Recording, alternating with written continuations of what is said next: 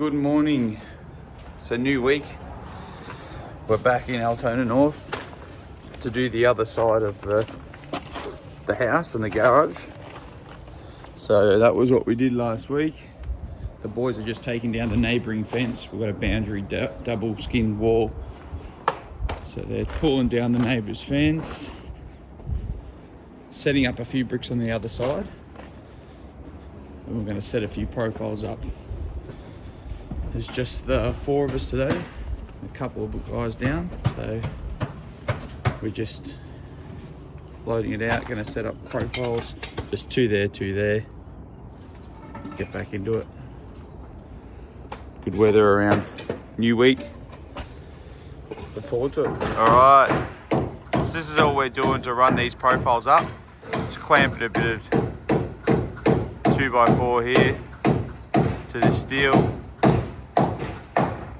Measuring what our pier is off this rebate here. So 2 bricks off this. Square that off. Just getting another profile cut. We've got a tiny bit too long for this, so we're cutting it under this timber here. Clamp that to there. And that pretty much gives us our outside skin. We've got the inside skin running off this internal, which has been chalk lined out already by the chippy. And then this brick extends out, this pier extends a half a brick out longer than what this skin is. So it pretty much goes back like that, then back in and follows that line. So our binder's just nailing a bit of timber there so we can clamp straight to there for that inside. Bricks are stacked on the outside now. Water level getting filled up. Waiting for that last profile here. We'll pretty much run a square off this, dry bond it out to make sure our profiles are square. And then we'll run some gauges. Good. Running the water level across. Plenty of people in the comments talking about laser levels. We're always stuck with the water level. We'll find it never lets us down. Mark it across, get our datum, and then run it down to the ground. Yeah, I'm just leaving the guys on site to get the first couple of batches out.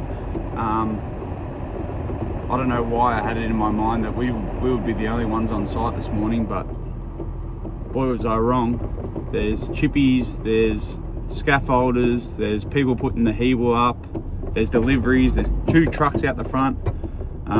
There's really not much room at all to work, so I'm going to get out the way. We've got to get a couple of tools this morning from Bunnings, so I don't know about you guys, but losing tools and the amount of tools we go through is absurd.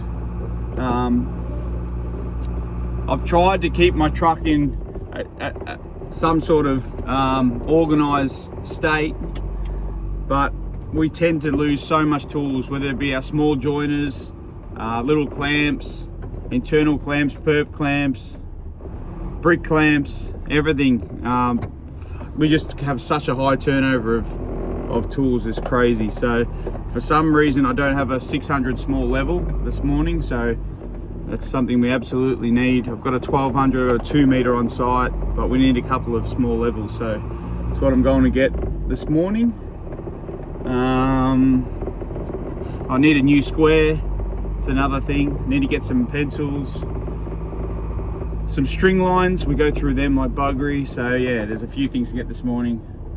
So while the site's a little bit messy and chaotic, I'm going to get out of there and get a few things that we need for the week. So we do have a little bit of a tight schedule for the next month or two.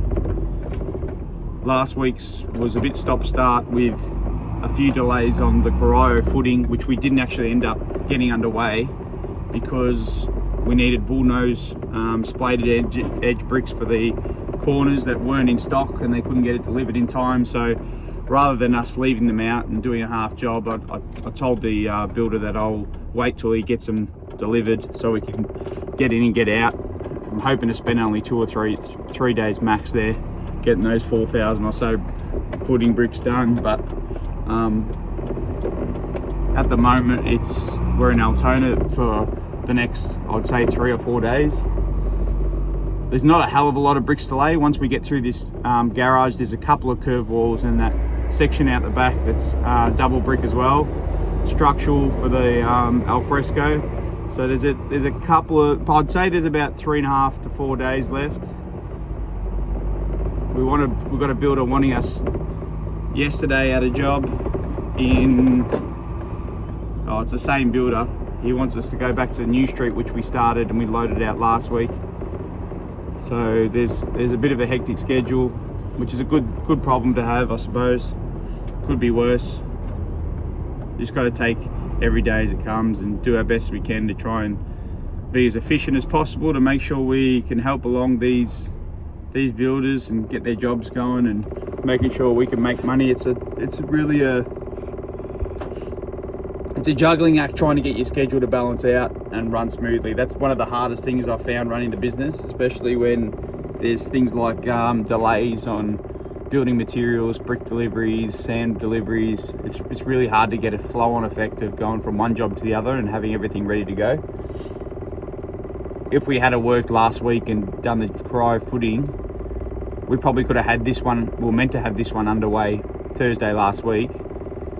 So we're a couple of days behind on this one, and now we've got a clash coming at the end of this week. So that's one thing you got to sort of just deal with at times, is being prepared for things not to work out. So we had a couple of days at home, which wasn't ideal, but we're about to get slammed with a lot of jobs for May. Start of June is going to get really hectic for us. So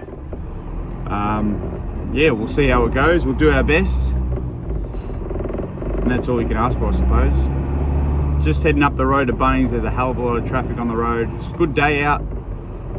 We've got 18 and sun, which is decent for Melbourne. We had a lot of rain over the weekend and cold weather, so yeah, looking like a good start to the week. Weather-wise, hopefully we can get a few bricks in. How much money we'd be spending at this place is no joke. If it's not here, it's Technique Tools, which is a bricklaying shop in Tullamarine. If it's not there, it's Total Tools, but we are going through a lot of funds getting materials, supplies and tools down at this place. I'm going to go in there and check whether there is someone selling some sort of coffees, because I need to pick me up and start the week. The weather is magnificent, have a look at that. Not a cloud in the sky. Surely we have a good day. The boys should get the first courses down. By the time I'm back, we're at a good height. Mate, there got to be some perks to being the boss, doesn't there? Go get the coffee run. Come in at a good height to lay bricks. That's the plan anyway. This is the gear I've got. Got a 600 new stabilizer level. Got 3 packets of cavity wall ties for a double skin wall. And a small square for setting out profiles and small piers, as our other one seems to be bent and out of square. Packet of pencils, master finish barrel joint. I love these things. They've got a bad rap because people don't like the fact that they're wide and they follow the edge of the brick. You don't get a straight joint. Well, that's the bricks. That's just like quite simply put, if you lay the brick to the line and you're keeping them straight, there's no reason why you can't run this thing along the edge. What I do like about them is the fact they cut the bed joint as you go. So once you're starting to actually point up the perp joint and the bed joint, this thing will cut the dags off because they're wider than the actual joint itself. So the idea is you get a 5mm depth or so with your roll joint, but it cuts it so there's no dags on the wall as you go. If that makes sense. I'll show you when we're on site what I mean, but I like this. Sometimes I do go over a bed joint with a bar joiner, but these ones are not too bad at all. I usually do get the Hubbard or the Marshalltown, but this one was the only one they had at Bunnings, so I'll give this one a go. Master Finish, a cheaper brand, but nonetheless I like using them. So we're gonna use that on the job today. What I did find was with that last job, that last video I made on Friday, we did have some rolling on the brickwork because of the fact that the bricks were so wet that when we did join it up, we joined it at about 8 courses or so, 8 to 10 courses, and that was just way too late. And by the time we put that much force on it, by pushing into the bed joint one after another for 12 courses, we did have some rolling of the last sort of 8 to 10 courses of bricks. So I've learned a lesson on that. We're gonna keep it every 3 to 4 courses. We're gonna point up, and that's hopefully going to avoid any extra pressure on the wall, and so we don't get any rolling of the bricks, because I had to spend a good half an hour just trying to lean them back into plumb, which was not ideal. Right, and we can't go through this video without recognising one of our good mates from the footy club, Tommy Rowland. Big shout out. We're going to run the tape now. Shout out to him for getting a Hendos Bricklaying tattoo on his forearm. Yes, you heard that right. Let's run that clip now. Tommy, you're the man. We love you. #1 fan, mate. Hendos Bricklaying. Course is in. Flashing on the step down. Goes underneath that. Drops down that rebate and comes out at the bottom of underneath the timber.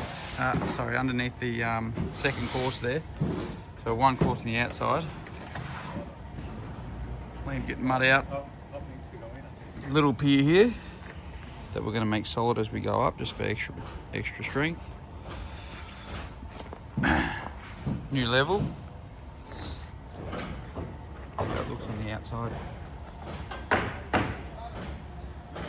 Re-plumbing up some profile. Yeah, so we're going to try and join it probably do 1 more course and join it every 4. Then put our ring ties in every 4. Just to make sure we don't have any rolling of the brickwork, because as you can see, they do get soaked in that water and move around a little bit. Alright, got the back side up to 20 courses, front up to 16, 1200 bricks just shy into the wall at lunch, giving it a bit of a join. Zoom out a little bit. That's how it looks. Beautiful day for it. Took us a little bit while to get going, but getting them in now that we're set up. Check the other side here at the front. External wall, boundary side. Just pouring it up now. Yeah, just shy of 1200 bricks for the morning session.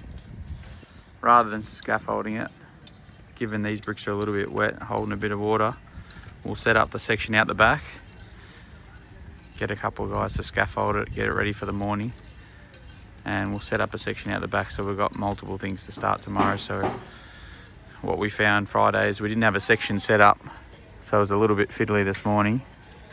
We'll have a section set up for tomorrow, so we can jump straight up and finish this and carry on out the back.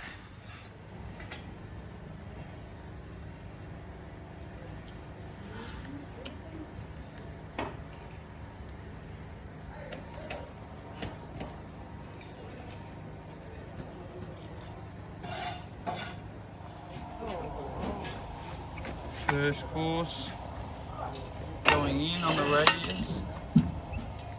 Bender getting it done. Me and Dean on a little panel here. We're going to get this up the scaff, take the profiles off, set them up here for tomorrow morning on the double skin wall. Get the bond down on here. Maybe Harbender can do the other one as well. Maybe. Get a course down, ready to go. And we can get one of the labourers to do all the cuts for us. So those sections are ready to go. Another mix coming out. One more should get us pretty close to scaffold height, I think. And we can have this fully loaded for the morning, ready to get that to the height of parapet. Couple of courses down on the curve. This one up to scaff. Bricked up around this meter box here, this little return to the door. Just getting finished, pointed up now. Tomorrow's section set up. bricks and mud boards ready to go, perfect height. In the morning we'll just put 2 profiles on either end. Look at the other side. We'll be able to jump straight off the scaff and onto this section here. Be able to get both of those sections up. That's what it looks like. Got some taller ones. The outside goes a little bit higher than what the inside skin does. So these got the red trestles. The red A-frames go a little bit higher. Mudboard and stands ready to go. Total of about 1600 bricks for the day. There was a little bit more setting up than what we typically have with 4 brickies and 2 labourers, but we didn't have anything ready to go straight off the bat, so there was a little bit of setup.